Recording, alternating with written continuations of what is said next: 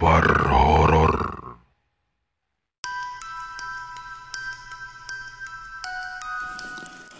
Selamat malam sobat kahor yang berbahagia. Apa kabar para sobat semua?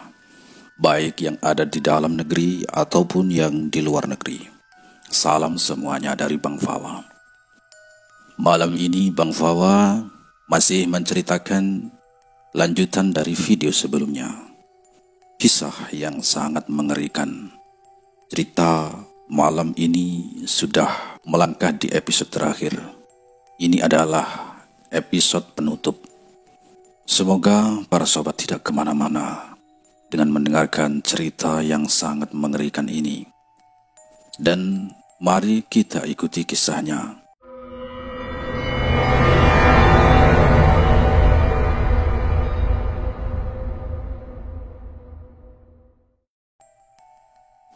Seorang laki-laki tua berusia 1 abad lebih masih terlihat segar.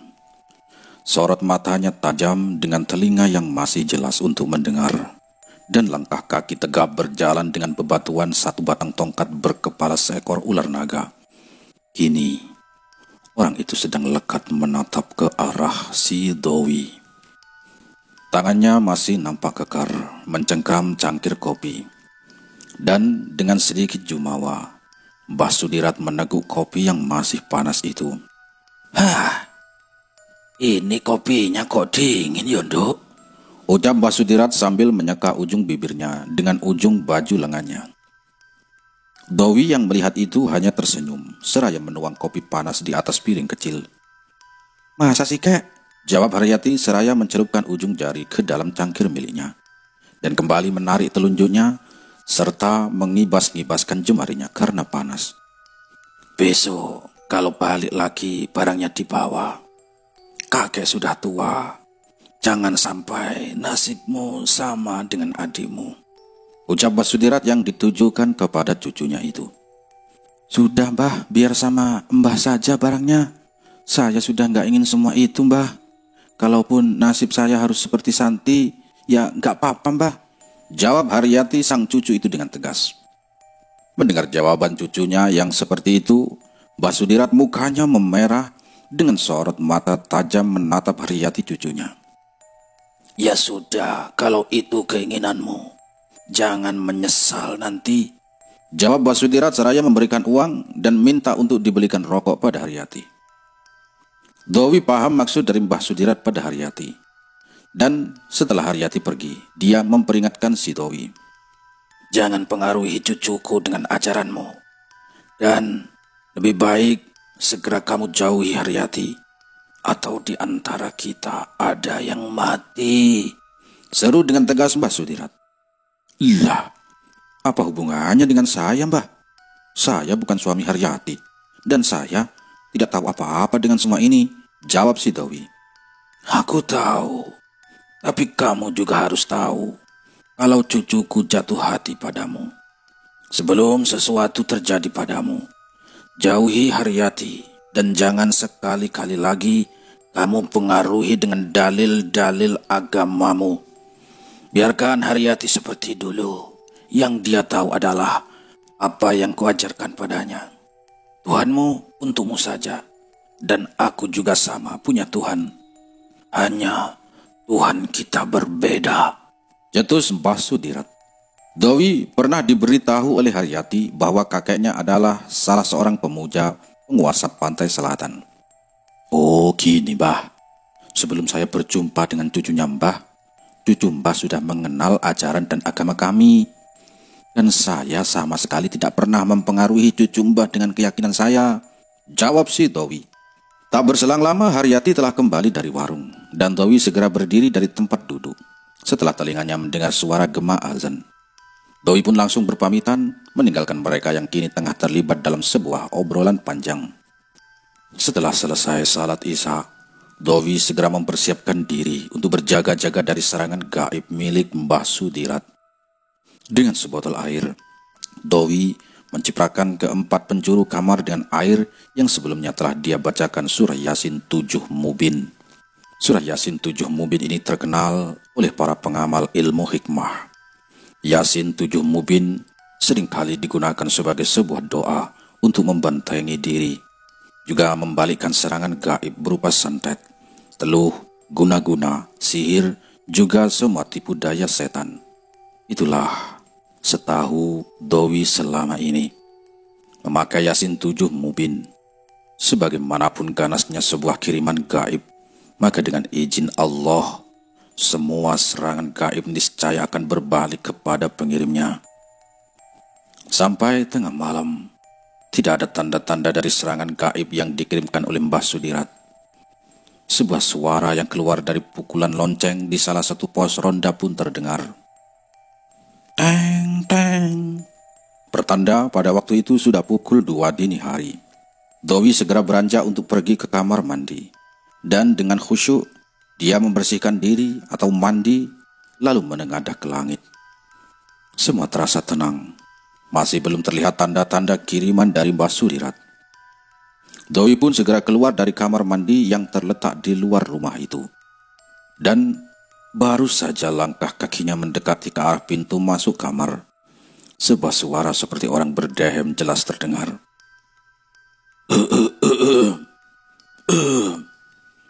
Spontan mata Dowi melihat ke arah sumber suara.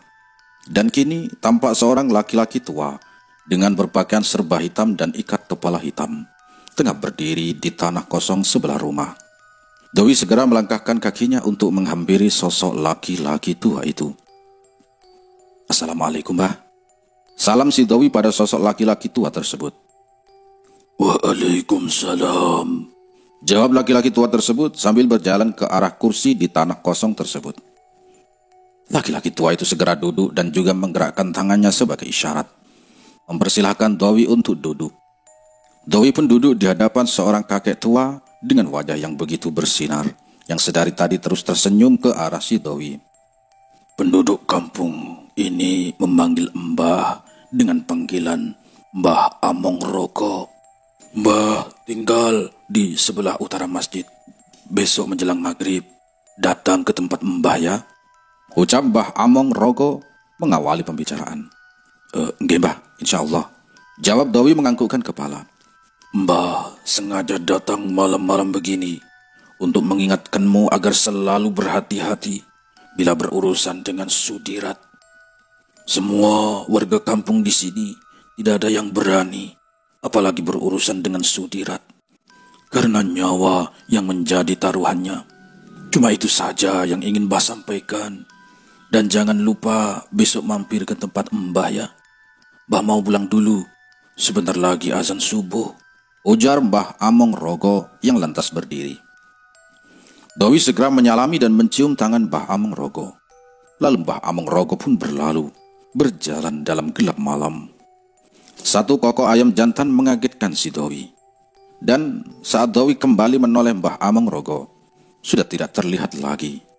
Sangat aneh, pikir si Dowi. Singkat cerita, pada keesokan harinya selepas asar, Dowi menceritakan pertemuannya dengan sosok yang bernama Mbah Among Rogo kepada Haryati. Mas, sampean itu kurang tidur kali. Jadi yang dilihat tadi malam itu hanya halusinasi sampean saja, Mas. Mbah Among Rogo itu hanya sebuah cerita turun-temurun di desa ini. Konon, menurut orang-orang tua dulu, Mbah Among Rogo merupakan salah seorang senopati kerajaan pada zamannya. Dan setelah tidak lagi mengabdi pada kerajaan, Mbah Among Rogo kemudian mendirikan dusun ini.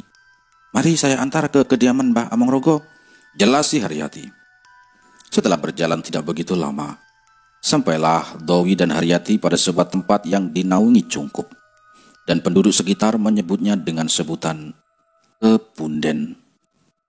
Dowi sendiri tidak tahu apa arti dari Kepunden itu. Itu adalah makam keramat. Dowi langsung duduk bersila dan mengirimkan doa di Kepunden Mbah Among Rogo. Dowi fokus berdoa dalam keadaan memejamkan mata. Dan tak lama, batin si Dowi mendengar sebuah bisikan. Nak, kamu ini bukan hanya berurusan dengan Sudirat, tapi kamu sudah berurusan dengan penguasa gua Raja Naga. Kamu harus berhati-hati. Dowi hanya bisa terdiam dan mengangguk ketika mendengar pesan yang terus diucapkan berulang-ulang oleh Mbah Among Rogo. Setelah itu Dowi kemudian membuka mata dan kembali beranjak pulang bersama Haryati. Kemudian hari ketujuh setelah acara doa arwah atau tahlilan, Haryati memutuskan untuk kembali ke kota Bogor.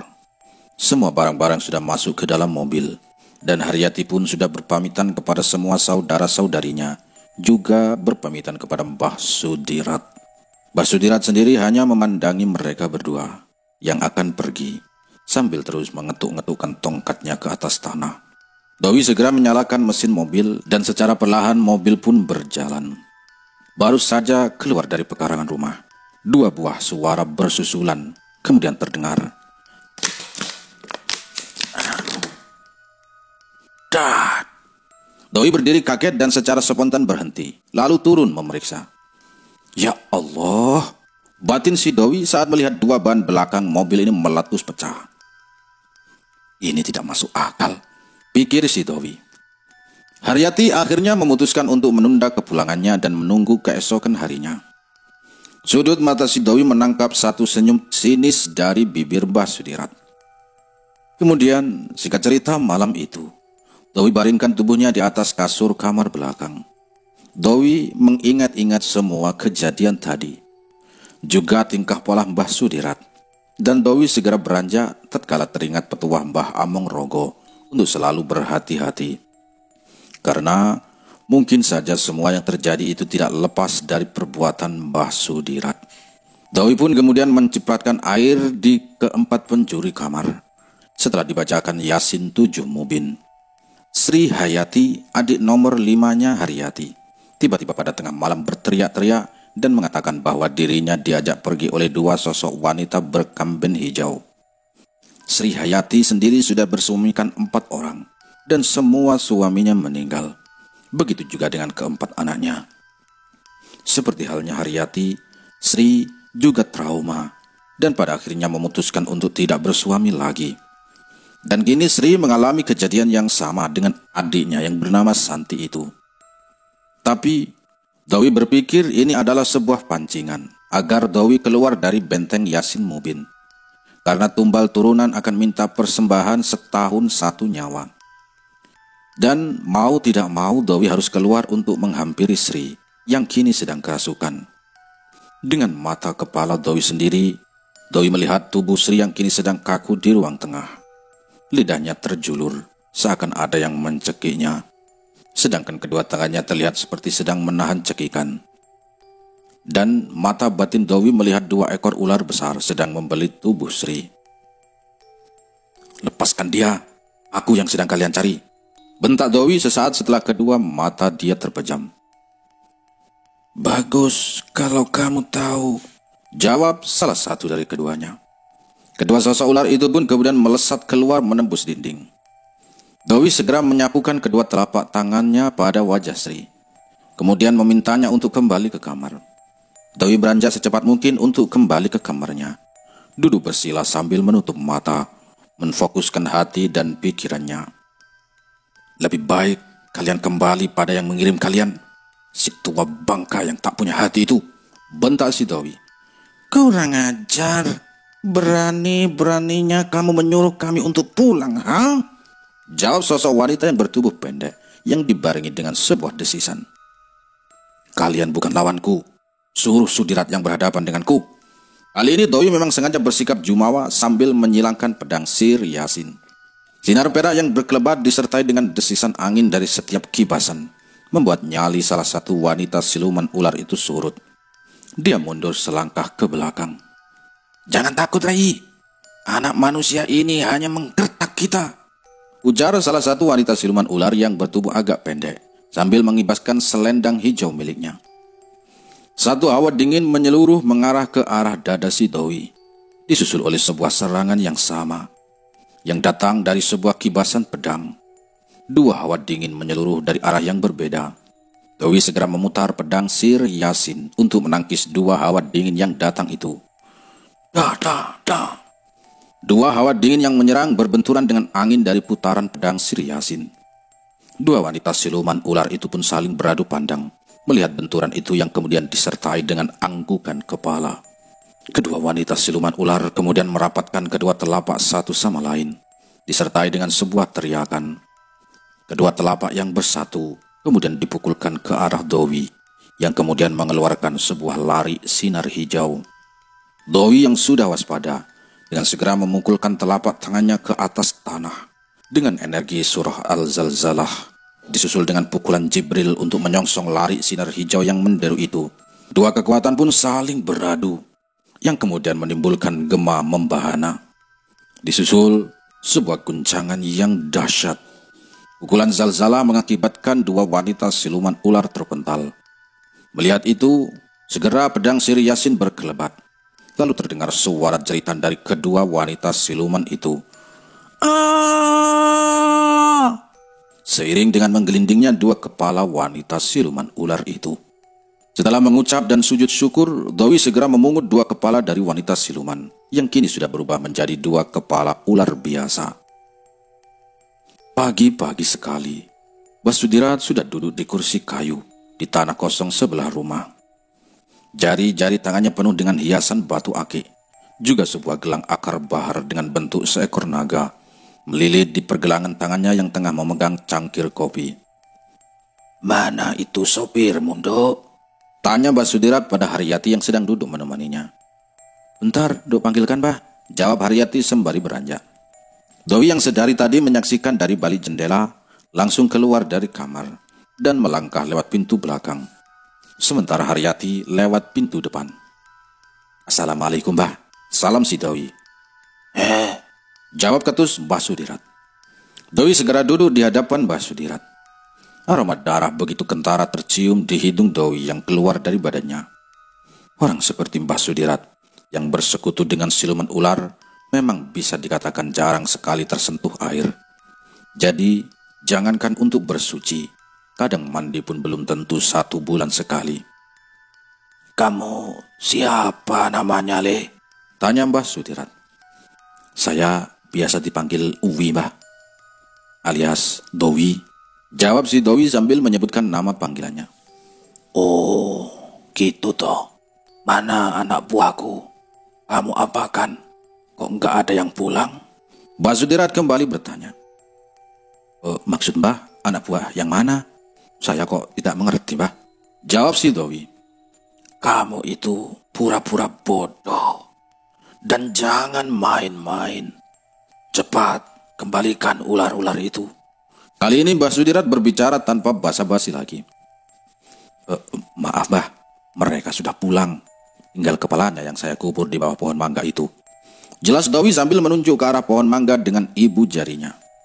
"Setan alas. Kamu sudah berani-beraninya membunuh kawan-kawanku," seru Mbah Sudirat sambil menggebrak meja. "Ya, pilihannya cuma 2, Mbah, membunuh atau terbunuh. Saya pikir Mbah juga akan melakukan hal yang sama bila berada di posisi saya," jawab Dowi dengan tetap bersikap santun. Suara langkah Haryati kemudian menghentikan obrolan Dowi dengan Mbah Sudirat. "Mbah, saya mau pulang nanti siang. Saya pamit ya, Mbah," ucap Haryati berpamitan. Mbah Sudirat hanya mengangguk. Lantas tangannya merogoh saku bajunya. "Dok, ini uang buat bayar gaji sopirmu. Berikan," ujar Mbah Sudirat. "Loh, Mas Wi, itu dikasih sama Mbah," ucap si Haryati. Dowi yang mendengar itu segera menerima uang yang diberikan oleh Haryati. Dan setelah siang datang, mereka pun segera berangkat. Selama dalam perjalanan pulang, tidak ada kendala sama sekali. Hanya saja perasaan Dowi menjadi tidak enak. Dan dia seakan-akan merasakan ada yang sedang mengikuti. Tapi Dowi hanya diam. Sebenarnya Dowi ini ingin menolak pemberian dari Mbah Sudirat. Tapi Dowi juga harus menjaga perasaan Haryati.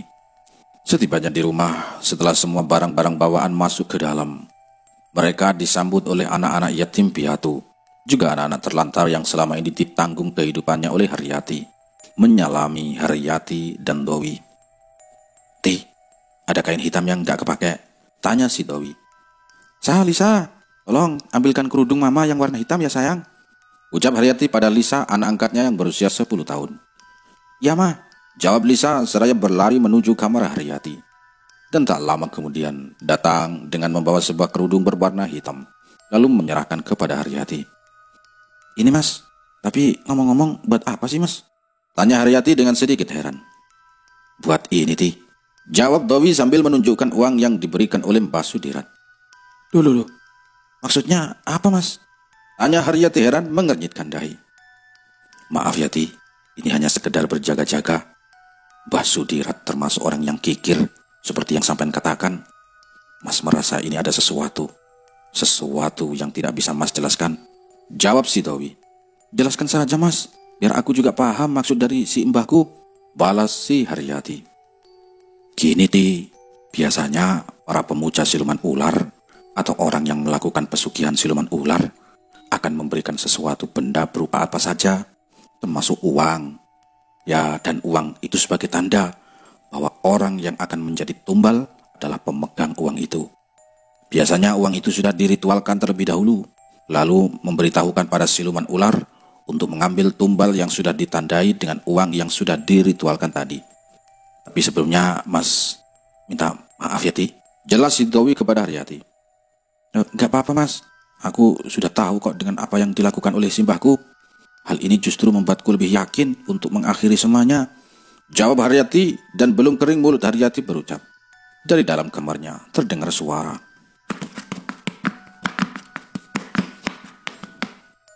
Tetap di sini, ujar Dowi sambil melangkah ke kamar Haryati.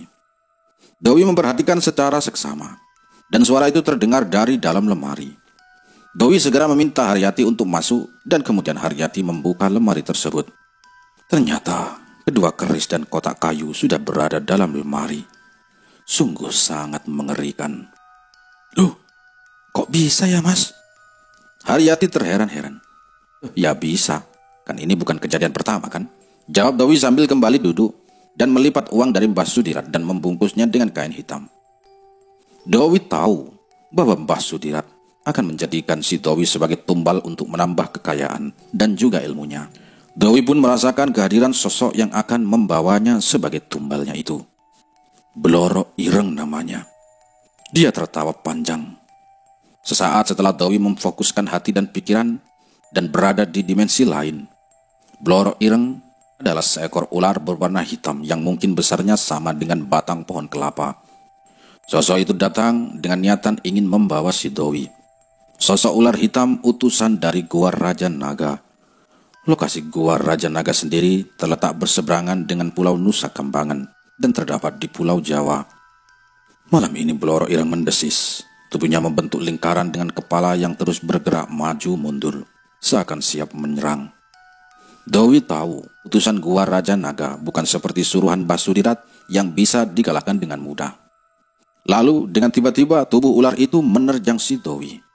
Dowi sendiri sudah waspada. Segera pedang Sir Yasin berkelebat menebas tubuh ular hitam itu. Dan betul dugaan si Dowi, pedang Sir Yasin tidak mampu menembus kulitnya. Dowi terperanjat dan segera mundur untuk menyiapkan pukulan Jibril. Kepala ular hitam itu melesat dengan mulut terbuka dan taring yang keluar, siap menusuk tubuhnya. Bah! Pukulan Jibril tepat mengenai kepala ular besar itu.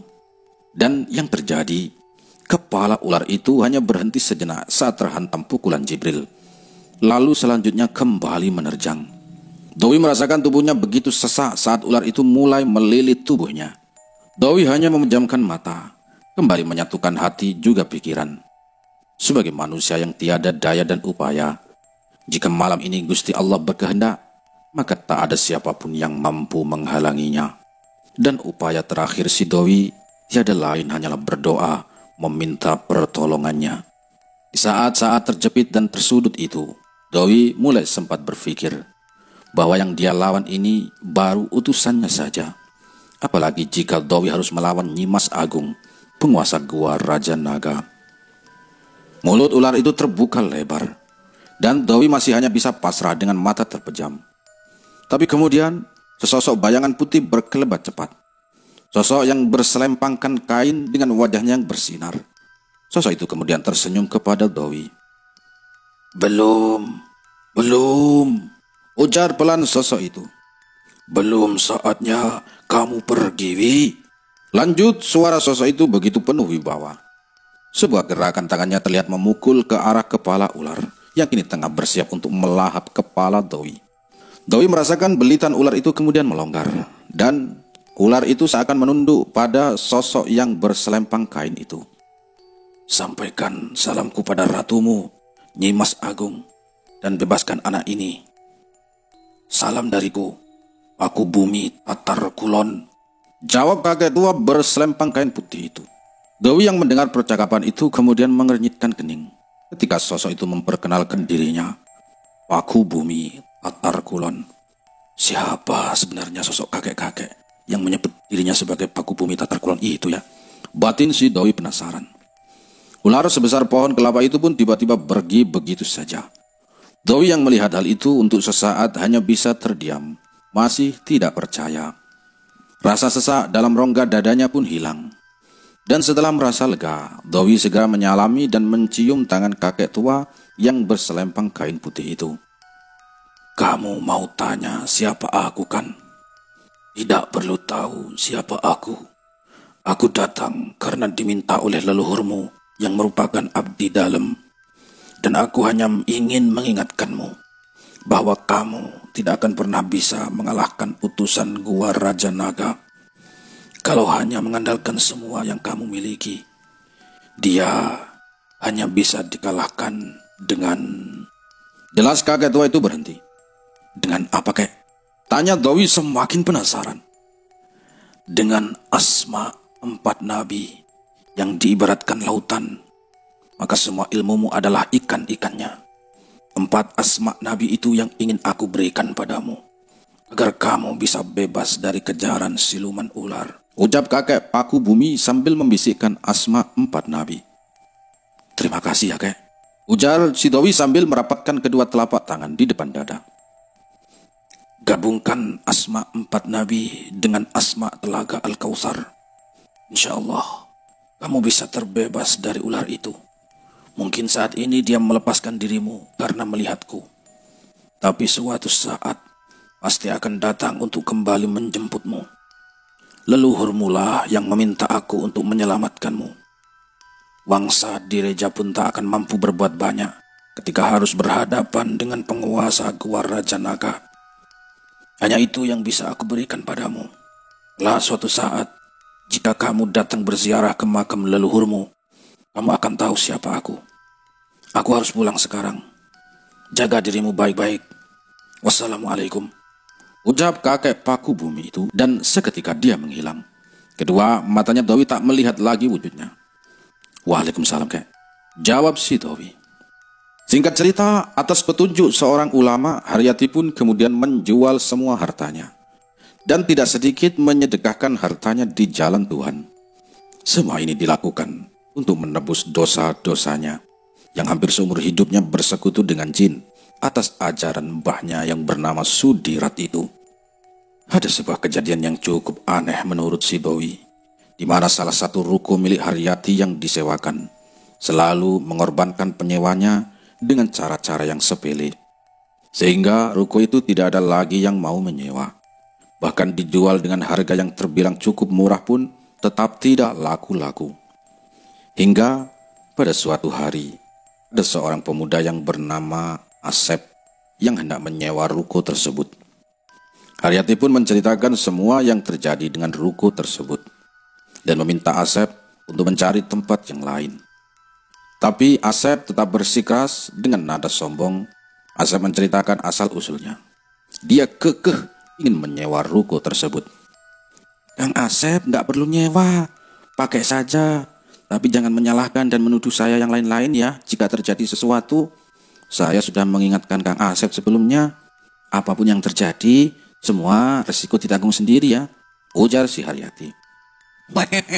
Tenang saja Bu, yang begituan biar jadi urusan saya. Bukan sesuatu hal yang harus ditakutkan. Lagian saya ini berguru Bu, jadi tidak usah khawatir, balas Kang Asep dengan jumawa. Mendengar ucapan Kang Asep, Doi pun tersenyum. Karena Doi tahu bahwa Mbah Sudira telah menanam beberapa siluman ular di ruko tersebut untuk mengambil nyawa sebagai tumbal untuk kekayaan dan menambah kesaktian ilmunya. Doi yang pernah masuk ke dalam ruko itu merasakan sebuah energi yang cukup besar dengan bau menyengat khas seekor ular. Baru saja seminggu Kang Asep menempati ruko tersebut, Dia ditemukan nyaris tewas di dalam ruko. Kang Asep mengalami muntah darah terus-menerus dan akhirnya dibawa oleh keluarganya untuk diobati di kampung halamannya. Hal tragis juga menimpa kepada salah seorang pembeli rumah Haryati. 2 hari setelah membeli rumah itu, badannya langsung demam. Lalu pada hari ketiga dinyatakan meninggal dunia oleh pihak rumah sakit setelah dirawat sebelumnya. Sungguh sangat tragis sekali. Kemudian keesokan harinya, Dowi membuka lipatan kain hitam yang berisi uang pecahan terbesar, masih tersusun rapi. Di hadapan Haryati, Dowi menunjukkan uang itu. "Ti, mari kita lihat uang ini agar kamu tahu yang sebenarnya," ucap si Dowi. "Mau diapakan uang ini, Mas?" jawab Haryati penasaran. Dowi tidak menjawab, tapi segera beranjak menuju dapur, lalu merebus air dalam panci. Kemudian memasukkan uang pemberian dari Mbah Sudirat ke dalam panci dan menutupnya. Selang setengah jam kemudian, Dowi meminta Haryati untuk membuka tutup panci itu. Uap yang mengepul menebar bau busuk. Tidak jauh beda dengan bau telur yang busuk. Hingga Haryati muntah, dan uang itu kemudian berubah menjadi lembaran daun. "Itulah Ti, sihir dari setan," ucap si Dowi sambil menunjuk ke arah panci di mana lembaran daun menimbulkan aroma busuk. "Apa nanti tidak akan menimbulkan efek yang mengancam keselamatan Mas sendiri?" tanya si Haryati. "Insya Allah enggak Ti, doakan saja," jawab si Dowi. "Ti, jangan lupa sholat 5 waktu dan dawamkan, istiqomahkan apa yang dianjurkan oleh Pak Kiai, wirid-wirid dan lain-lain lah, karena Mas sendiri belum tentu bisa menjagamu selamanya. Jangankan untuk menjaga dirimu. Saat ini Mas merupakan salah satu tumbal yang sudah ditandai," jelas si Dowi. "Aku gak habis pikir dengan Simbah. Kok tega sekali mengorbankan keturunannya. Kalau nanti saatnya tiba, mungkin aku juga akan menjadi tumbal berikutnya. Sementara dosa-dosaku tidak sebanding dengan amalku," ujar Haryati dengan raut wajah yang sedih. Malam pun datang. Sesuatu hal terjadi di luar kebiasaannya. Setelah selesai sholat Isya, Dowi merasakan kantuk yang begitu berat, hingga dia tertidur di atas sajadah. Di dalam mimpinya, Dowi melihat Wangsa Direja terus mengaum tiada henti, karena kini dia tengah dililit oleh seekor ular yang berukuran sangat besar. Lalu, tak berselang lama, Dowi mendengar sayup-sayup sebuah suara yang sangat Dowi kenal. "Kenapa, Nak? Kenapa sampai terlena begitu? Tuh lihat, kawanmu lagi tersiksa." Bisik sebuah suara yang terasa begitu dekat, dibarengi dengan sebuah belayan lembut di rambut kepala Dowi.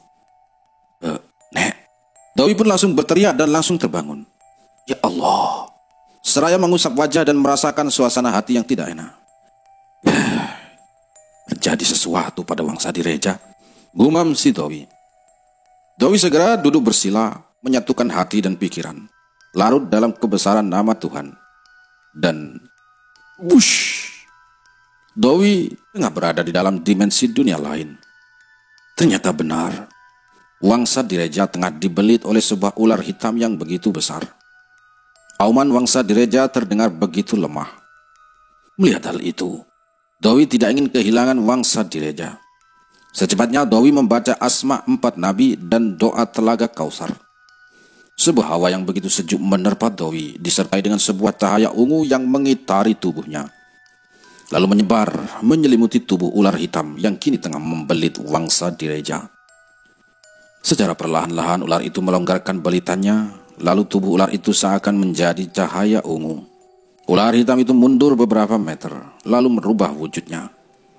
Separuh badannya berbentuk tubuh manusia dengan jenggot panjang yang hampir menyentuh tanah. Rambutnya juga tidak kalah panjang. Hanya saja bagian tengah kepalanya ditumbuhi dengan 2 tanduk yang bercabang. Dowi pun segera mengelus kepala Wangsa Direja. "Waras kersaning Allah, waluyo Wangsa Direja, sembuhlah atas izin Allah. Sembuhlah Wangsa Direja," batin Dowi sambil meniup kepala Wangsa Direja. Ternyata saat Dowi tertidur, Wangsa Direja mencoba menghalangi Bloro Ireng yang datang dan hendak menjemput si Dowi, hingga terjadi pertempuran dahsyat. Mungkin seandainya jika tidak dihalangi oleh Wangsa Direja, bisa jadi Dowi telah menjadi bagian dari tumbal dari keserakahan Mbah Sudirat. Kita kembali bertemu lagi, Blulu Ireng. Kamu telah mencelakai dan hampir membunuh Wangsa Direja. Kamu memang hebat. Siluman yang memiliki kesaktian sepertimu hanya dimiliki oleh siluman yang berumur ratusan tahun, ujar si Dowi. Kali ini aku tidak akan membebaskanmu. Aku juga tidak akan peduli jika kakek tua bangka yang menyelamatkan dirimu tempo hari akan datang kembali untuk menyelamatkanmu. Manusia sepertimu termasuk manusia yang paling enak untuk dimakan oleh bangsaku. Dan aku akan sangat bangga bila bisa membawamu sebagai persembahan untuk Nyi Mas Agung. Ayo, sebut dan panggil Tuhanmu sebelum aku membawamu. Tantang Blulu Ireng dengan tawanya yang menggema. Dawi segera menyiapkan pukulan Jibril dan juga guncangan surah Zalzalah, dibarengi dengan hizib ayat kursi. Dengan satu hentakan disertai sebuah teriakan, Dawi hantamkan dua pukulan secara berbarengan. Wash! Satu tarikan sinar putih dan gonjangan dahsyat pun menggelegar. Cuma segini saja kemampuanmu, ha? Ejek Blulu Ireng sambil menarik nafas, kemudian menghembuskannya untuk menghalau dua pukulan si Dawi. Dan kedua pukulan Dawi ini mampu dipatahkannya hanya dengan tiupan dari mulutnya. Blulu Ireng kembali menarik nafas dan dengan satu hentakan kakinya, dia meniupkan ke arah Dawi. Push! Sebuah angin berhawa panas datang bagaikan pusaran puting beliung, berputar-putar mengelilingi tubuh Dawi. Tak terelakkan, tubuh Dawi tertelan pusara angin panas itu, dan keringatnya pun mulai mengucur deras. 4 asma Nabi adalah lautan, dan ilmu-ilmu itu adalah ikan, batin si Dawi. Dawi segera merapal asma 4 Nabi dan doa telaga Kausar yang telah diajarkan oleh kakek Paku Bumi Tatar Kulon itu. Sebuah cahaya ungu tiba-tiba datang menyelimuti dan membungkus tubuhnya, hingga pusaran angin puting beliung itu tak mampu menelannya, dan secara perlahan menjauh lalu hilang di balik tubuh Blulu Ireng itu. Melihat serangannya bisa dipatahkan, Blulu Ireng kemudian mengangkat tangannya ke atas. Seketika petir menyambar dan suara guntur saling bersahutan, dan tubuh Blulu Ireng pun terpecah menjadi 7. Dawi tahu ini adalah ilmu pemecah raga tingkat tinggi, dan ilmu ini hanya dimiliki oleh bangsa siluman dalam strata tinggi. Ini ketujuh tubuh Blulu Ireng menyerang Dawi kembali dan berusaha menjebol tameng asma 4 Nabi. Dan Dawi betul-betul tidak berdaya, hanya mampu berlindung kepada Gusti Allah dengan wasilah asma 4 Nabi. Matanya terus terpejam, hatinya memuji keagungan Tuhan Sang Pencipta, dan mulutnya larut dalam bacaan doa asma 4 Nabi. Pukulan demi pukulan yang berhawa panas dari ketujuh wujud Blulu Ireng terus menyerang Dawi dengan bertubi-tubi. Dawi yang masih diselimuti oleh cahaya ungu mulai merasakan kepanasan, dan Dawi terus mencari cara agar bisa keluar dari situasi ini. Segera Dawi gabungkan pukulan Jibril dengan doa telaga Kausar. Dua pukulan yang berbeda karakter, antara hawa panas dan sejuk, telah siap di tangan kanannya. Dari sikut sampai jari tangannya berselimut cahaya putih. Lalu tangan kirinya telah terisi dengan pukulan Zalzalah. Dawi terus menunggu waktu yang tepat agar bisa melayangkan serangan balik kepada Blulu Ireng itu. Manusia, kamu hanya bisa sembunyi di balik perisai itu. Apa sudah tidak ada lagi kemampuanmu untuk menghadapi aku? Ejek Blulu Ireng yang sengaja memancing diri Dawi untuk keluar. Cukup lama ketujuh Blulu Ireng menggempur si Dawi, hingga Blulu Ireng akhirnya menarik semua pecahan raganya untuk kembali bersatu. Inilah saatnya bagi si Dawi untuk keluar. Dan di saat yang tepat, Dawi langsung menarik perisai asma 4 Nabi, lalu menyerangnya dengan tiba-tiba. Sebuah serangan menderu langsung mengarah ke arah tubuh Blulu Ireng yang tengah lengah, disusul dengan serangan berikutnya. Sebuah serangan yang berisi 4 pukulan dengan hawa yang berbeda mengarah ke tubuh Blulu Ireng, dan dengan cepat dua tangan Blulu Ireng diangkat ke atas. Tapi terlambat. 4 pukulan saling beruntun menghantam tubuhnya. 4 pukulan saling beruntun menghantam tubuhnya. hingga membuat tubuh Blolo Ireng terpental. Dengan sisa-sisa tenaganya, Blolo Ireng berusaha beringsut dengan tubuh yang limbung. Pengecut. Memang anak manusia pengecut. Menyerangku ketika aku sedang lengah. Apa karena kamu takut? Ujar Blolo Ireng sambil memegangi dadanya yang terluka. Cih, padahal kau yang datang menyerangku saat aku tengah tidur, jawab Dowi tak kalah garang. Hari ini kamu menang. Tapi ingat, aku akan kembali datang untuk mencarimu dan membawamu sebagai persembahan untuk Nyimas Agung sang penguasa Gua Raja Naga. Cetus Blolo Ireng. Blolo Ireng, kita sudahi sampai di sini urusan kita. Dan di antara kita, tak ada lagi silang sengketa, ujar si Dowi. Hanya ada satu pilihan untukmu. Bunuh aku atau bunuh yang namanya Sudirat yang telah menjadikan dirimu sebagai tumbal dan persembahan untuk Nyimas Agung. Tantang Blolo Ireng. Aku tidak akan menerima tawaranmu, karena aku punya pilihan sendiri, jawab si Dowi sambil kembali merapal doa Az-Zalzalah dalam hatinya. Apa pilihanmu, wahai manusia? Suara Blolo Ireng menggema lagi.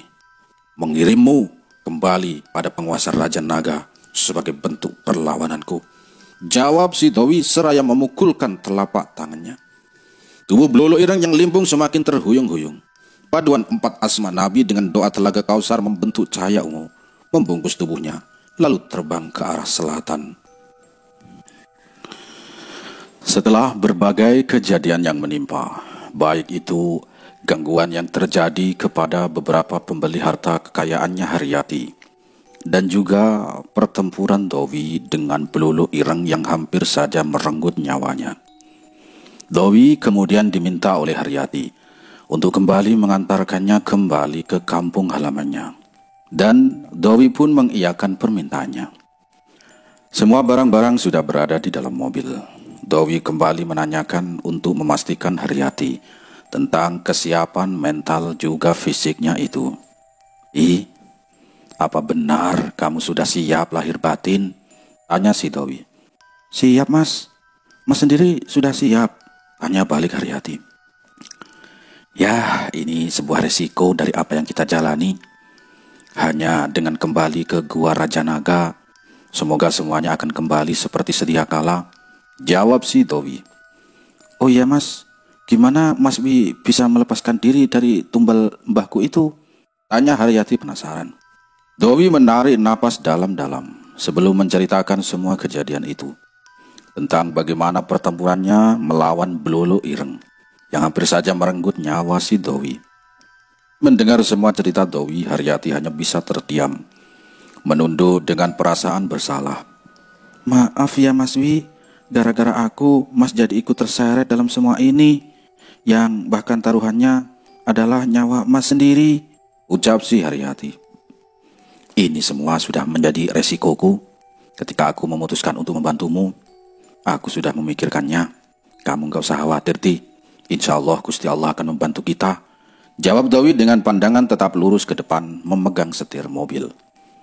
Iya mas, jawab Haryati singkat dengan kepalanya yang tetap tertunduk sedih. Dowi tahu bahwa saat ini Haryati sedang sedih. Harga dirinya pasti sedang terkoyak-koyak saat semua tudingan ditunjukkan ke arahnya tentang semua korban yang berjatuhan setelah membeli properti Hayati. Entah sudah beberapa kali, Dowi juga diminta untuk bantuan dari para pembeli propertinya untuk membersihkan gangguan-gangguan gaib yang terjadi. Tapi Dowi selalu menolak karena ada pertimbangan yang lain. Semua pembeli properti Haryati kini menjadi sasaran tumbal berikutnya. Ini terjadi dikarenakan cucu-cucu perempuan dari Mbah Sudirat lebih memilih hidup sendiri daripada harus mengorbankan suaminya bahkan keturunannya. Hal ini menyebabkan Mbah Sudirat mau tidak mau harus mengambil korban tumbal di luar keturunannya. Laju kendaraan terhenti di sebuah rumah makan di sekitaran sebuah kota. Dowi bersama Haryati segera turun untuk melaksanakan salat asar. Dan setelah itu duduk di salah satu meja untuk mengisi perut yang mulai berbunyi keroncongan. Nanti kalau sudah sampai tempat tujuan, kamu teruskan perjalanan menuju kampungmu. Aku berniat akan menyambangi Gua Raja Naga itu, ucap Dewi memulai pembicaraan setelah perut terisi. Aku ikut ya mas, jawab Haryati. Jangan, terlalu berbahaya, jawab Dewi sambil menuang kopi panas di piring kecil. Coba kalau dari dulu aku kenal sampeyan mas, mungkin hidupku bakalan ada yang mengingatkan dan membimbing, ucap Haryati disertai tatapan mata yang sendu. Kita punya jalan hidup sendiri-sendiri, Ti. Mungkin pertemuan kita ini tidak akan terjadi bila bukan kehendak Gusti Allah, jawab si Dewi. Aku lelah dengan semua ini mas, ucap Haryati sambil menyandarkan kepalanya di bahunya. Bahu Dewi. Waduh, bahaya ini. Gak bisa dibiarkan, batin si Dewi sambil berusaha untuk kembali menyandarkan Haryati agar dia tidak menyandarkan kepalanya di bahu Dewi. Sambil mengangkat kepalanya, sudut mata Haryati menatap ke arah Dewi yang cuek sambil menghisap rokok. Akhirnya, kepala Haryati duduk dengan tegak kembali. Hanya saja jemari tangannya yang lembut memegangi jemari tangan si Dewi. Aku merasa tenang dan nyaman saat berada di sampingmu mas, ucap Haryati setengah berbisik. Dewi semakin salah tingkah dengan perlakuan Haryati. Dadanya pun berdegup dengan kencang. Dewi berusaha untuk melepaskan tangan Haryati dengan kembali menuang kopi ke dalam piring kecil. Mas, panggil Haryati dengan suara lembut. Iya Ti, jawab si Dewi dingin. Mau nggak kamu jadi suamiku? Tanya Haryati dengan tatapan penuh harap. Sebelum Dewi menjawab, Haryati kembali bersuara. Jangan mau deh mas, nanti malah dijadikan tumbal sama mbahku. Nanti aku malah akan kehilangan dirimu, ucap Haryati sedikit dengan nada manja. Mendengar semua perkataan Haryati, Dewi semakin menjadi kikuk. Memang sebagai lelaki, Dewi akui kalau Haryati terbilang wanita yang cantik juga lembut. Tapi di balik kecantikan dan kelembutan Haryati, ada sesuatu yang mengerikan. Dewi kembali segera mengalihkan pembicaraan ke arah lain, karena Dewi merasa tidak enak dan Haryati pun paham dengan maksud dia atau si Dewi ini. Setelah berbincang-bincang ringan, mereka pun segera meneruskan perjalanan kembali. Singkat cerita, akhirnya Dewi tiba di sebuah pantai dengan membawa sebuah bungkusan yang berisi benda-benda bertuah milik Mbah Sudirat. Sedangkan Haryati, Dewi minta untuk meneruskan perjalanan ke kampung halamannya. Setelah lumayan lama Dewi menyusuri pantai.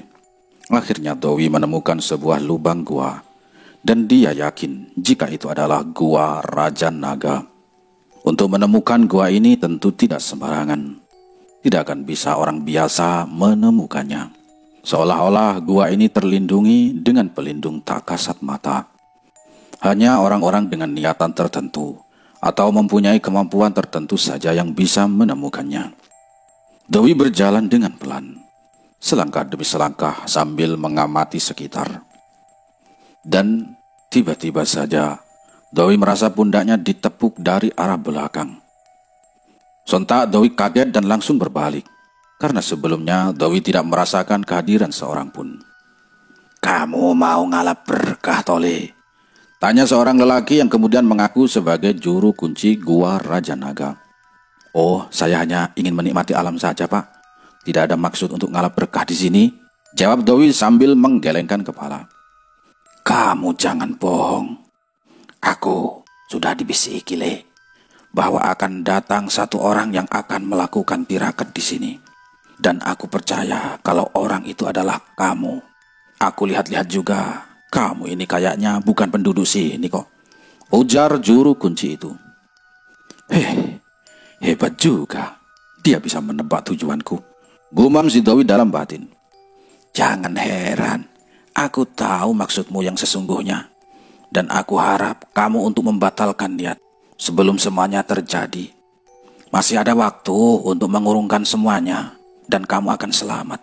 Juga bisa keluar dari sini dengan hidup-hidup. Terang juru kunci sambil mengajak si Dewi berjalan menyusuri pantai. Maaf Pak, aku hanya ingin menyelamatkan kehidupan seseorang yang menjadi panutan bagi kaum duafa dan anak-anak yatim, jawab si Dewi. Meskipun tujuanmu untuk menyelamatkan kehidupan seseorang, tapi Tidak mungkin bisa memutus perjanjian keramat antara pemuja dan yang dipuja. Si pemuja telah menikmati semua kekayaan yang diberikan. Dan pada akhirnya, bila sudah tidak ada lagi yang dipersembahkan, maka jiwanya yang akan diambil. Itu sudah kesepakatan gaib mereka, nak. Ujar juru kunci itu. Tapi Pak, ini kasusnya lain. Jawab si Dowi. Weh, aku tahu kasusmu adalah pesugihan sedarah yang menumbalkan semua keturunan yang berkelamin perempuan. Karena dari anak dan cucu akan lahir keturunan baru yang memang sudah disiapkan untuk dijadikan tumbal. Dan selama semua tumbal terpenuhi, maka kehidupan yang bergelimang harta akan dinikmati keturunannya. Tapi ya tetap, perjanjian itu tidak bisa diputus. Kecuali juru kunci menarik nafas dan mengajak Dowi untuk duduk di bawah pohon di tepi pantai. Kecuali apa ini, Pak? Tanya Dowi penasaran. kecuali ya semua keturunannya itu sudah habis, maka semua akan berakhir. Jawab juru kunci itu. Jadi aku tidak bisa menyelamatkan seseorang itu, Pak? Tanya Dowi memastikan. Bisa dan tidak bisa, karena semua akan kembali pada pelaku pesugihan itu sendiri. Kamu lihat pulau kecil di tengah lautan itu? Ucap juru kunci sambil menunjuk ke sebuah pulau kecil yang terlihat dari tepi pantai. Iya Pak, saya lihat itu pulau. Jawab si Dowi. Pergilah ke sana. Barang-barang yang kamu bawa harus dikembalikan. Jawab juru kunci sambil menatap ke arahnya dan menganggukkan kepala. Lalu berbalik badan meninggalkan Dowi yang tengah menatap pulau kecil di tengah laut yang terlihat diselimuti kabut. Singkat cerita, setelah mencari perbekalan di warung sekitar dan atas kesediaan salah satu warga setempat yang bersedia mengantar ke pulau yang dituju, akhirnya Dowi mendaratkan kaki di pulau kecil yang lumayan jauh dari tepi pantai. Dowi pun meminta kepada orang-orang yang mengantarnya untuk dijemput kembali keesokan harinya. Kemudian, Dowi melangkahkan kakinya menyusuri pulau ini lebih dalam. Angin terasa begitu kencang menerpa tubuhnya. Dinginnya terasa seperti tusukan jarum yang menghujam. Dowi segera untuk mencari tempat yang cukup aman agar bisa terlindung dari angin. Dowi kemudian mencoba untuk mengumpulkan dedaunan dan ranting-ranting kering untuk dia buat api unggun. Setelah menyala, dengan segera Dowi menuang air panas ke dalam termos yang sebelumnya sengaja dia pinjam dari warung warga sekitar. Kini secangkir kopi panas menemani Dowi di dalam pulau kecil tak berpenghuni ini. Dowi merasakan banyak sekali mata yang menatap ke arahnya. Juga kelebatan-kelebatan sosok astral yang lalu lalang, seakan ingin menunjukkan keberadaannya dan juga menunjukkan rasa ketidaksenangannya akan kehadirannya. Segera Dowi buka ikatan dari sarung bantal itu dan dia keluarkan 2 bilah keris, serta 1 kotak kayu, juga 1 sosok wayang kulit bergambar buto. Satu persatu, semua barang-barang mistis Dowi keluarkan dan dia letakkan di atas tanah. Hal pertama yang harus dilakukan adalah membentengi diri dengan asma 4 nabi, juga hijab kursi. Karena Dowi sadar bahwa barang-barang ini bukanlah barang biasa. Barang-barang ini mengandung energi negatif yang besar. Dowi segera duduk bersila, menyatukan hati dan pikiran, larut ke dalam kemahabesaran Tuhan. Hatinya terus menyebut asma Allah, mulutnya mengucap sholawat. Sebuah gerakan kemudian terjadi, di mana keris yang berukuran pendek kemudian bergetar dengan sendirinya. Lalu disusul oleh keris berluk 13 dan sosok wayang kulit yang kini juga ikut bergetar secara bersamaan. Dan tiba-tiba saja keris pendek itu berdiri dengan sendirinya, lalu bergerak memutar serta meloncat menjauh sekitar 2 meter. Kemudian melesat ke atas berselimut cahaya hitam, lalu hilang dalam kegelapan malam. Satu deru angin kemudian terdengar menyambar. Hush! Wayang kulit itu terus berkelebat menyambar kian kemari. Begitu juga dengan keris panjang yang terus bergetar dan kemudian berdiri. Lalu bilahnya naik turun, seakan hendak keluar dari sarungnya. Dowi yang paham dengan kondisi ini segera menyambar keris panjang itu. Tangannya pun ikut bergetar karena tertarik oleh energi dari keris itu. Ibarat seorang dalang yang tengah memainkan wayang. Sosok wayang kulit itu terus berkelebat menyambar tubuh si Dowi. Kedua tangannya hidup dan menunjuk-nunjuk ke arah Dowi. Tapi semua kelebatan dari wayang itu terhalang oleh perisai dari asma 4 nabi, berupa cahaya ungu yang menyelimuti. Dowi terus menggenggam keris berluk 13 yang terus meronta-ronta dan seolah-olah ingin keluar dari sarungnya itu. Dowi kemudian mencoba untuk meredam energi negatifnya dengan sholawat Jibril. Perlahan-lahan getaran keris luk 13 pun mereda. Segera Dowi tarik perisai 4 asma nabi dan menatap wayang kulit yang kini masih melayang-layang di udara. Wayang itu pun berkelebat, menyambar dengan mengeluarkan suara angin yang menderu. Dengan menyebut asma-Nya Gusti Allah, Dowi mencoba menarik bilah keris luk 13 itu. Sebuah pamor hijau keluar dari bilah keris dan dengan segera Dowi menyabetkan keris ke arah datangnya kelebatan wayang buto. Wayang itu betul-betul hidup. Dia melayang lebih tinggi dari sabetan keris ini. Ulang. Ini bukan tempatmu, atau kamu akan hangus di ujung keris ini. Bentak Dowi sambil mengacungkan keris yang bernama naga pertala ini. Sendiko dawuh Gusti. Sebuah suara terdengar oleh telinga Dowi seiring berkelebatnya sosok wayang kulit yang melesat ke dalam pulau itu. Dowi hanya tersenyum saat dipanggil Gusti oleh sosok yang mendiami wayang kulit itu. Seumur umur, baru kali ini ada makhluk astral yang membungkukkan badan dan memanggil Dowi dengan nama Gusti. Tapi itu masa bodoh, pikirnya.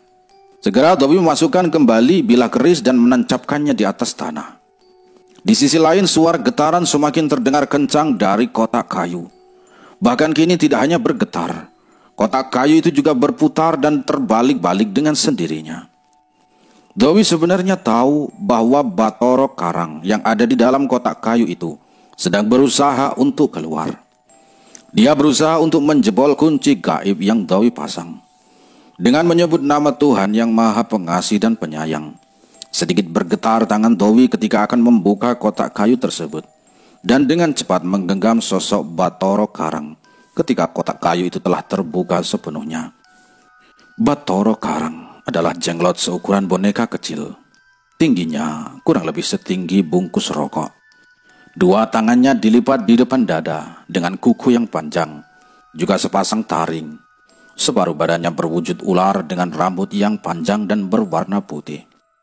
Aku musnahkan kamu, seru Dowi sambil menatap ke arah mata Bathara Karang.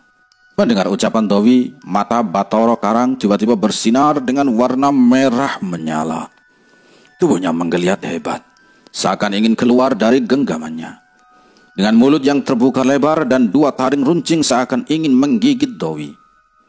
Melihat hal itu, Dowi segera mencabut keris naga pertala dan mengarahkan ujung keris itu ke arah mulut Bathara Karang. Berani kamu menggigitku? Aku tusukkan ujung keris ini ke dalam mulutmu, ancam si Dowi. Suasana malam semakin dingin. Gelegar ombak terdengar bersahutan saling susul menyusul menerpa karang-karang hitam di tepi pulau. Dowi tidak ingin berlama-lama. Harus secepatnya menyelesaikan urusan ini dengan benda-benda bertuah milik Mbah Sudirat. Dengan cepat, tangan Dowi memasukkan sosok Bathara Karang dalam kobaran api unggun.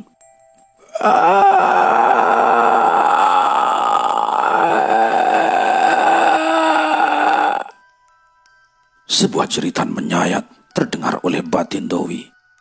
Tubuh kecil Bathara Karang terlihat bergulingan, terlahap api yang menimbulkan bau sangit daging terbakar.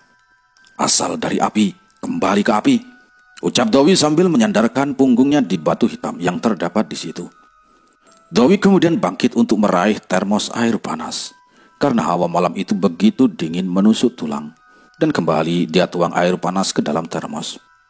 Dowi harus terjaga malam ini, untuk mengatasi semua kemungkinan yang terjadi, pikirnya.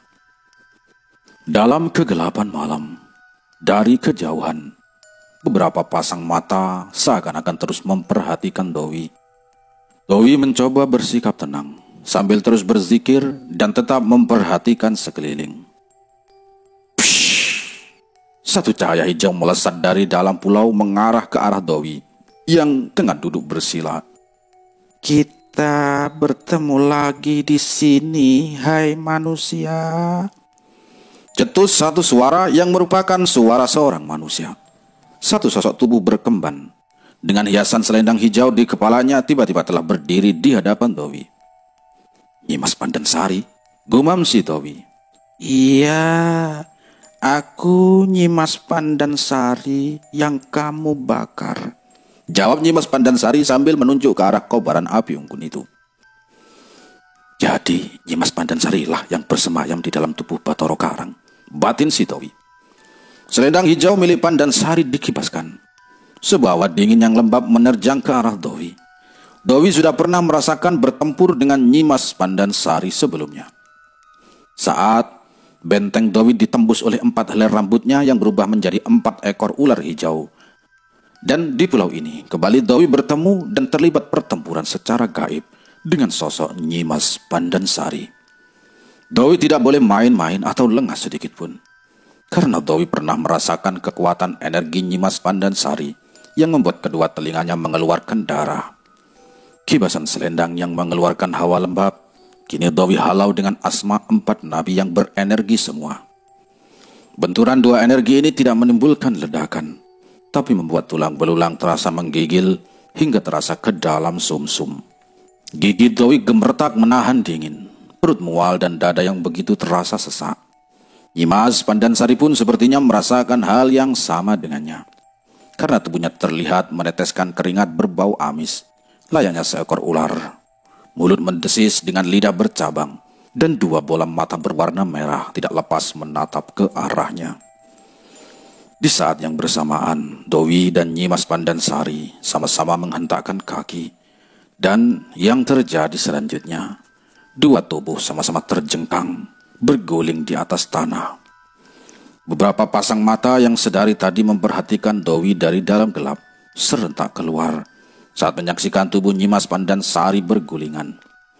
Sosok-sosok siluman dengan berbagai macam wujud yang menyeramkan dan rata-rata berwujud binatang serentak mengepung diri si Dowi yang kini sudah berdiri. Dowi langsung menepuk tanah dan memanggil Wangsa Direja, khodamnya. Satu auman dahsyat menggelegar dan membahana, mendirikan bulu roma dan menjadikan sosok-sosok yang mengurung Dowi tertegun, terkesima. Kali ini, Wangsa Direja bersikap garang, langsung menerkam membabi buta sosok-sosok astral dari dunia lain yang mengurung Dowi. Pasukan gaib Nyimas Pandansari dibuat kocar-kacir oleh keganasan Wangsa Direja. Melihat hal itu, Nyimas Pandansari kemudian mengibaskan rambutnya.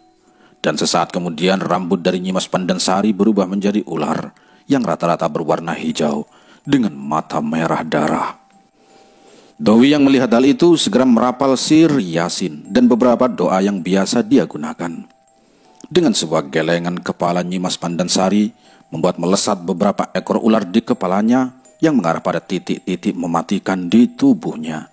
Bahaya ini, batin si Dowi. Dowi tahu beberapa ekor ular yang melesat dari rambut kepala Nyimas Pandansari pernah menembus perisai yang dia buat. Kali ini kembali terjadi dengan kekuatan yang berbeda. Secepatnya Dowi merentangkan tangan dan merapal doa Nabi Musa untuk menghalau ular-ular yang datang. Dan betul saja dugaan si Dowi, ular-ular itu menembus energi dari rapalan yang dia baca. Betul-betul berbahaya. Pedang Sir Yasin segera menderu. Kilatan-kilatan sinar perak mengitari, laksana perisai untuk melindungi tubuh Dowi dari serangan ular-ular hijau milik Nyimas Pandansari. Tetapi sungguh, ular-ular itu terus melesat ke arah Dowi. Dan tubuh ular-ular itu terpotong-potong dan jatuh ke atas tanah yang berpasir. Lalu tubuh ular-ular itu kembali menyatu dan merayap mendekati Dowi. Satu larik sinar hijau tiba-tiba menderu di saat Dowi tengah berhadapan dengan ular-ular yang semakin banyak menyerangnya. Gerombolan ular-ular itu terus berdatangan dari arah dalam pulau. Dan blah! Tubuh Dowi seakan terbang, dihantam lare sinar hijau itu. Dowi terkapar di tepi pantai dengan ratusan ular berbagai jenis terus merayap mengejar tubuhnya. Satu energi yang lembab kembali datang dengan disertai deru angin yang seakan memburu tubuhnya. Disusul kembali oleh serangan dari ujung selendang hijau yang mengarah di kepalanya Dowi. Tamat sudah ini. Batin si Dowi disusul dengan dua mata yang terpejam pasrah. Jalanku sudah selesai. Lanjut si Dowi. Dan suara dentuman begitu dahsyat terdengar, disusul dengan sebuah kobaran api yang melingkari tubuhnya. Sesosok lelaki tua berpakaian serba hitam terlihat berdiri tegak di hadapan Dowi yang tengah terkapar tak berdaya. Hehehe, hampir saja kamu pulang, Le. Ujar lelaki tua berpakaian serba hitam sambil menepuk punggung Dowi. Cairan darah kental menyembur dari mulut si Dowi. Dan seterusnya laki-laki tua itu mengangkat kedua tangannya, disertai mulutnya yang komat kamit, lalu mengisap rambut kepala Dowi hingga ujung kaki. Kiai Amongrogo, seru Nyimas Pandansari yang begitu terkejut melihat kehadiran kakek tua yang dia panggil Kiai Amongrogo. Untuk apa Kiai mengotori tangan dengan menyelamatkan manusia biadab ini? Tanya Nyimas Pandansari sambil menunjuk ke arah Dowi yang masih berada dalam lingkaran api. Aku datang ke sini untuk menyelamatkan dirinya, bukan mau mengotori tanganku. Untuk ikut dalam pertempuran kalian dan katakan pada junjunganmu bahwa Amongrogo yang meminta untuk membebaskan anak ini. Ucap Kiai Amongrogo dengan suara yang datar. Tapi Kiai, sanggah Nyimas Pandansari yang terpotong oleh suara Kiai Amongrogo. Sudah, sampaikan saja salamku buat junjunganmu Nyimas Agung, bahwa Amongrogo yang meminta. Ujar Kiai Amongrogo. Maaf 1000 maaf Kiai. Saya harap Kiai untuk tidak ikut campur dalam masalah ini. Anak manusia ini sudah terlalu banyak mencampuri urusan bangsa kami. Dan maaf bila saya lancang. Jawab Nyimas Pandansari sambil menarik nafas, lalu meniupkannya ke arah bara api yang melingkari tubuh si Dowi. Push! Seketika bara api yang melingkar itu padam. Dengan satu gerakan dari ujung telunjuk Nyimas Pandansari, cukup menjadi isyarat bagi pasukan ular yang begitu banyak itu untuk kembali menyerang. Kamu bukan lawanku, Pandansari, ujar Kiai Amongrogo sambil mengibaskan tangannya, dan kibasan tangan dari Kiai Amongrogo kemudian membuat ratusan hewan melata itu berterbangan. Taklah, tubuh Nyimas Pandansari pun ikut terhuyung-huyung, terjajar beberapa langkah ke belakang. Kedua telapak tangannya didorong ke depan, seakan-akan menahan sebuah energi yang begitu dahsyat. Pergi dan sampaikan salamku pada ratumu, atau aku akan mengirim kamu secara paksa, Pandansari, ucap Amongrogo sambil mengangkat satu tangannya ke atas langit. Cukup Kiai. Satu suara lembut datang dari arah laut. Sudut mata Dowi memandang ke arah datangnya suara itu. Sebuah kereta kencana yang ditarik oleh 6 ekor kuda, tanpa berjalan di atas permukaan air laut.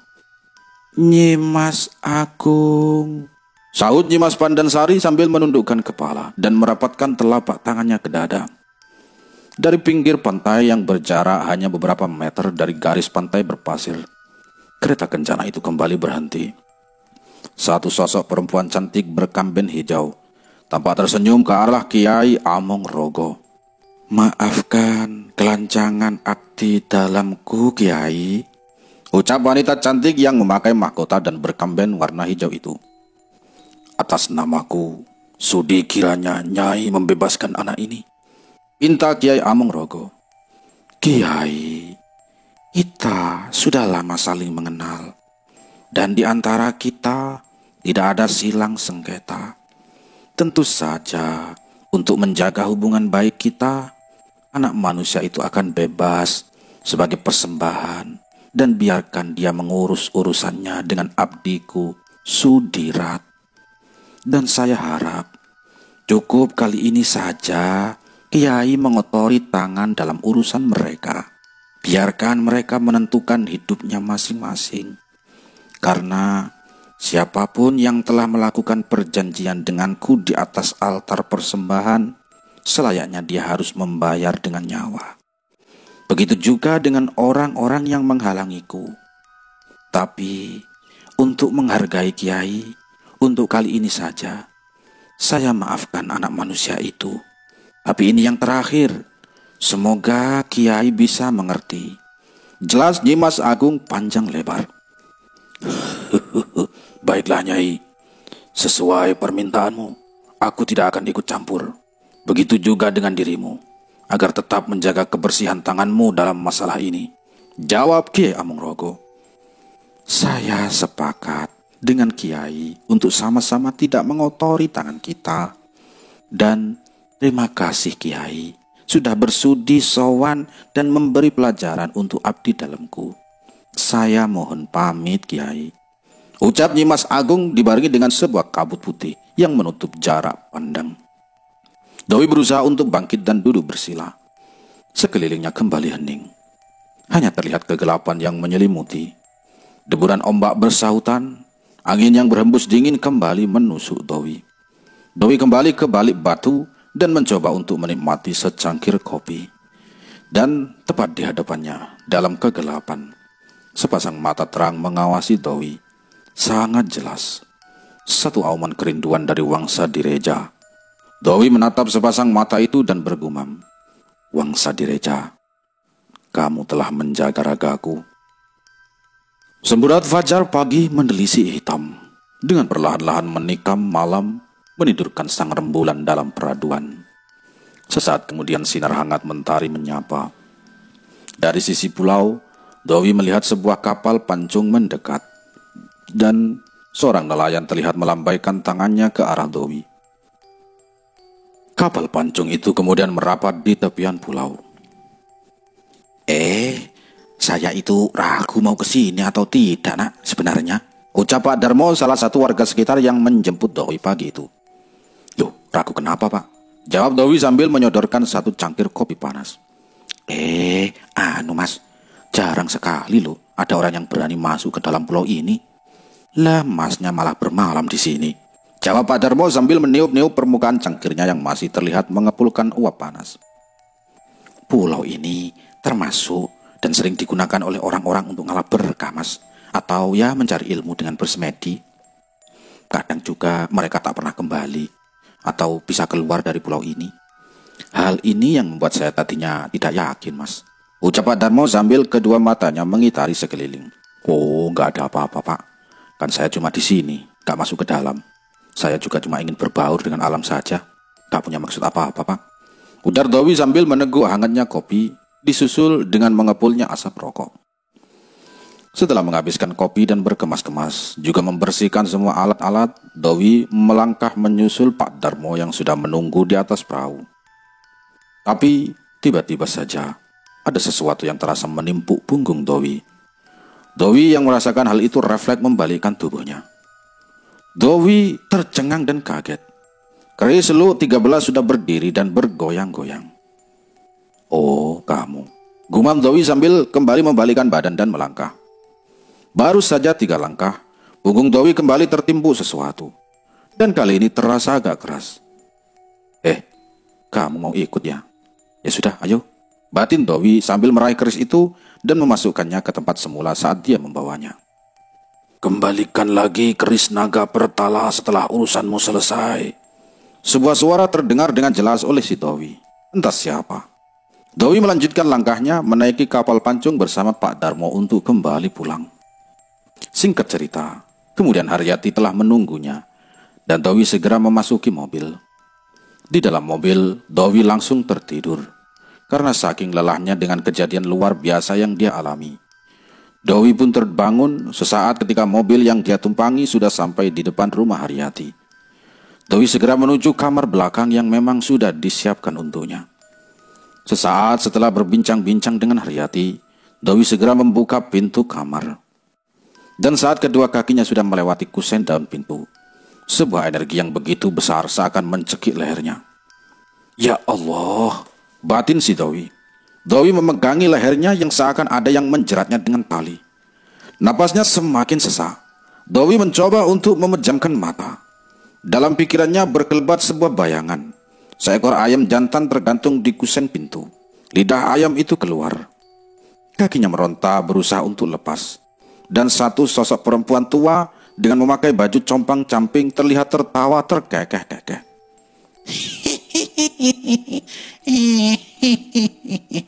Cuma segitu saja kemampuanmu, anak ingusan. Ejeknya sambil menyapukan susur di barisan giginya yang menghitam. Siapa yang menyerangku kali ini? Adalah sosok yang punya kekuatan ilmu tinggi. Karena mampu mengirimkan serangan dengan memerintahkan jin di siang bolong seperti ini. Dan pikir si Dawi. Dan ini bukan main-main. Dawi harus segera melepaskan diri dari jeratan sukma yang digunakan oleh nenek tua itu. Dengan menyebut kebesaran asma Gusti Allah dan 4 asma Nabi, dalam kelebatan batinnya pun Dawi melihat ayam jantan yang tergantung itu talinya kemudian terputus. Sebelum ayam itu kemudian lari, tapi sebuah tendangan dari nenek sihir itu berhasil bersarang di tubuh ayam jantan hitam itu. Bah! Begitu sangat terasa tendangan itu bersarang di dada, dan Dawi langsung terkapar. Gila! Nenek sihir itu menjadikan ayam jantan sebagai media untuk menyerangku.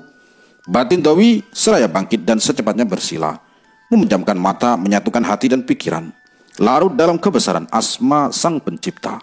Dawi berusaha membentengi diri dengan doa Nabi Musa, lalu mengusap seluruh tubuhnya. Kemudian segera beranjak mengambil air dalam botol dan membacakan Yasin 7 Mubin. Aduh, Mbok, jerit si Haryati. Kenapa, Nduk? Sahut Mbok Haryati sambil tergopoh-gopoh dari arah dapur menghampiri Haryati yang jatuh terjerembab. Hati-hati loh, Nduk, ujar si Mbok itu dan berusaha membangunkan tubuh anaknya. Dawi yang mulai bisa menguasai diri bergegas keluar kamar dan menghampiri Haryati. Aku kepleset mas barusan, ucap Haryati meringis karena salah satu kakinya terlihat membengkak. Mata Dawi melihat di betis Haryati ada sebuah bekas telapak tangan. Juga luka seperti terkena benda panas, dan terlihat permukaan kulit betisnya menggelembung berisi air. Tidak jauh beda saat kaki kita terkena knalpot motor. Kok terasa panas ya mas? Panas betisku, ucap Haryati kesakitan. Iya Ti, betismu digampar setan kiriman, jawab si Dawi sambil tersenyum. Yang benar mas, masa ada setan siang-siang begini? Jawab Haryati kesal. Sudah gak apa-apa, lain kali hati-hati, jawab Dawi seraya beranjak ke arah dapur dan kembali dengan sebotol air. Melihat hal itu, si emboknya Haryati kembali ke arah dapur sambil menggeleng-geleng kepalanya dan tersenyum ke arah Dawi. Ini Ti, basuh betismu, dan sisanya siapkan di sudut rumah ini, ujar Dawi sambil menyerahkan botol air yang berisi air-air doa itu. Usahakan nanti malam untuk membentengi diri Ti, ucap si Dawi sesaat setelah Haryati membasuh betisnya dan menyiram ke tempat 4 sudut rumah. Ini ada apa sih mas? Kok aku jadi takut? Balas Haryati sambil menatap ke arah Dawi. Gak apa-apa, yang penting sedia payung sebelum hujan, jawab Dawi, lalu kemudian melangkah menuju kamar mandi saat gema azan zuhur terdengar. Selesai dari masjid, Dawi kemudian berjalan ke arah utara dan berhenti di sebuah punden yang atapnya bercungkup. Lalu duduk bersila dan mengirim doa-doa untuk Kiai Amongrogo. Selepas sholat isya, Dawi segera bergegas memasuki kamar. Batinnya mulai merasakan hawa yang kurang enak. Selain itu juga mulai tercium bau-bau khas dari suruhan nenek sihir itu. Seperti tadi siang yang mulai berdatangan. Setelah sebelumnya berpesan kepada keluarga Haryati untuk membentengi diri, Dawi segera memejamkan mata. Dan baru saja mata Dawi terbejam, satu teriakan yang kencang terdengar, disusul dengan suara tangisan Haryati. Dawi segera bangkit dan keluar dari kamar, kemudian menghampiri Haryati yang kini terlihat bertingkah aneh. Haryati bertingkah layaknya seorang nenek-nenek berbadan bungkuk. Dia berjalan mondar-mandir dan sesekali seperti mengetukkan tongkat di atas lantai. Aku mencari anak itu, suruh dia keluar, bentak Haryati dengan suaranya yang berubah menjadi suara nenek-nenek. Nek, untuk apa mencari saya? Kita nggak ada urusan, dan kita tidak saling mengenal satu sama lain, ujar si Dawi sambil menghampiri Haryati yang sedang kerasukan. Kita memang tidak ada urusan, tapi aku ingin berurusan denganmu, cetus nenek-nenek itu. Baiklah Nek, silakan keluar dari tubuh perempuan itu, Ucap Dewi datar sambil merapal doa yang biasa dia gunakan. Tidak lama kemudian tubuh Haryati ambruk. Dewi segera mengusap wajah Haryati dan sesegera mungkin kembali ke kamarnya.